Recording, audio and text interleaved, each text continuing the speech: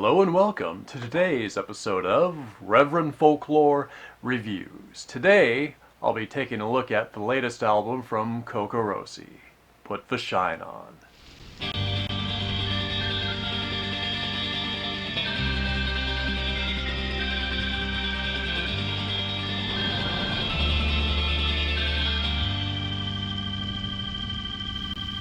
Well, today it came time for me to review an album. I wasn't really sure what all was out there, and I just checked the list of recent releases and went down to Music Millennium and picked up this album. It's been a while since I've checked in with CocoRosie, so just thought I'd give this one a try.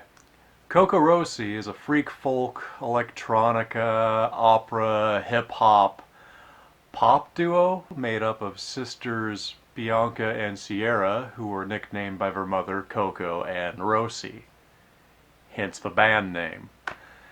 They grew up traveling with their mother and making art and spending summers with their now estranged father in Iowa.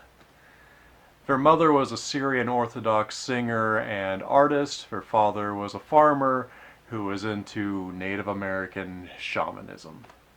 And there's all kinds of family stuff due to this that seems to find its way into most everything they have released. Put the Shine On is a 12-song album and is the duo's 7th studio release since their debut in 2004. The album starts off really strong with the song High Road. It has this really haunting kind of cathedral reverb sounding vocal part saying, "Run, run, little girls, man is hunting in the woods." There's a hint of a music box and then a light bass beat building up into a more frantic pace. There's quieter but still really unsettling parts that feature piano and harp and electronic, just different soundscapes in it. The song seems to be about feeling vulnerable or being vulnerable or the fear of being vulnerable to predatory men. The song is dynamic and very uneasy feeling. The second track on the album is Mercy, and it seems to be a song about being exposed to way too much at a young age. It has kind of themes of religious confusion and lost innocence in it, and it's really kind of heartbreaking at a level. These are themes that seem to keep coming around in CocoRosie's songs really throughout her whole career so far. Restless is one of the singles from the album and has a music video set in a roller skating ring. It has this kind of fun 80s mall glamour look to it that matches up with the sound of the song, which stands in a somewhat juxtaposition with the tragic themes in the lyrics. Fun music and sad lyrics, maybe a little bit Cure-ish, but also not at all. Smash My Head is another album single with an interesting music video to go along with it. The song has this driving bass beat with lots of interesting kind of soundscape elements kind of misting through it. And then there's parts where it builds into an almost prodigy electronica rock thing. So it's a pretty decent song, and the video is worth checking out. After that come the next few songs, all fairly strong showings from Where Did All the Soldiers Go, Hell's Gate, and Did Me Wrong. All pretty decent songs. After those is one of the highlighted tracks, Lamb and the Wolf. It has sort of this skip-hop flow to it, and the chorus kind of reminds me of "Everybody Dance Now." It's not really trying to do that at all, I don't think, but just reminds me slightly of it. The song's okay. It's pretty good. Didn't really stand out all that much to me in particular, but like a lot of the songs on this album, pretty decent. Slow Down Sundown has this kind of lazy end of the day sound to it. It's driven primarily by piano with some drum machine parts in it. The general feel of the song reminds me a little bit of Bob Dylan's Knocking on Heaven's Door, just kind of that tired, end of the day, kind of maybe slightly dusty, weary feel to it. It's kind of a good change of pace, I think, on the album. The song Ruby Red starts with this distorted vocal sample, and then this dancey beat comes in, followed by the sound of harp. The vocals on this song go back and forth between kind of this more playful hip hop and over to this light operatic style vocal.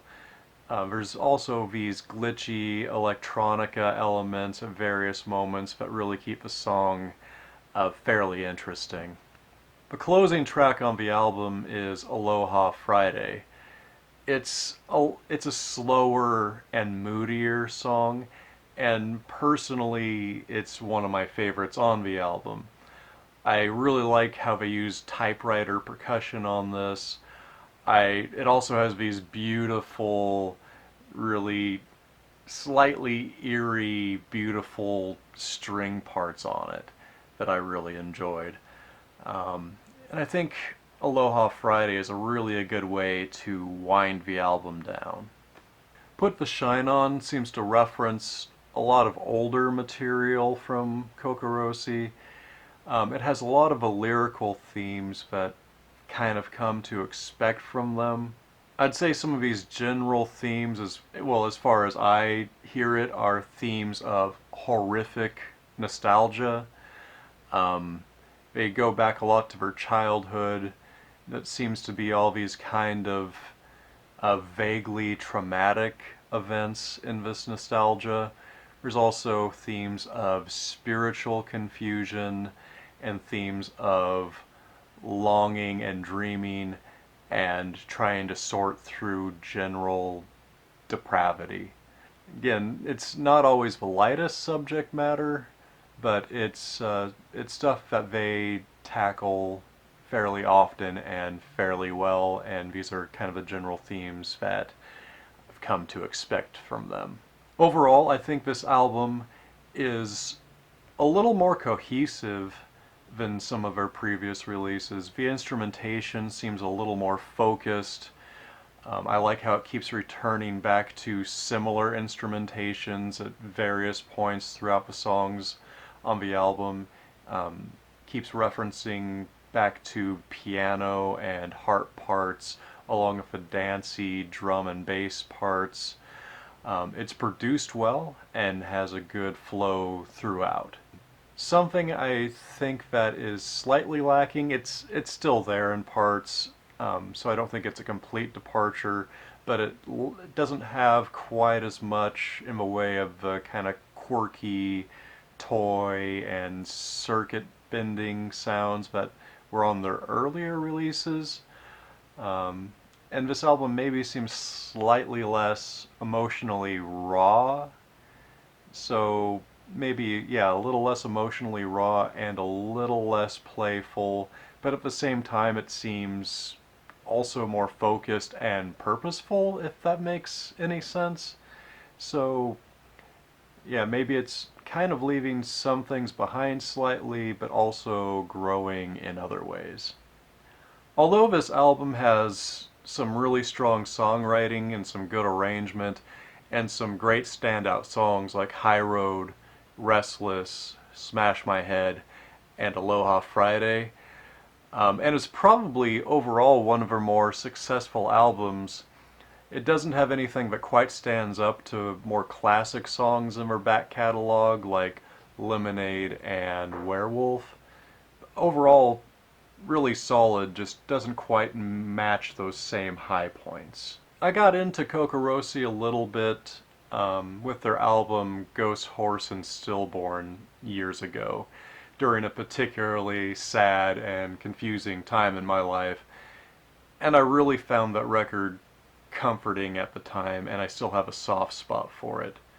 I think CocoRosie's done a really good job carving out their own unique sound and presentation and really found a space in music that is their own.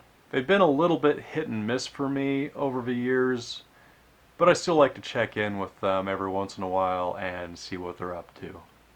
So, yeah, if you've been a CocoRosie fan, I think this is probably overall one of her better albums. It's not something that's maybe for everyone, but if you're curious and just want to try something else, take a look at it.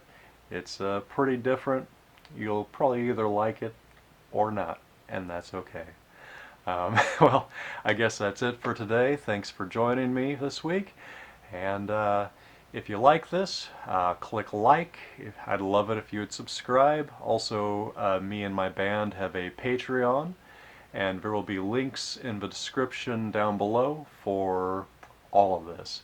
So thank you, and have a good evening.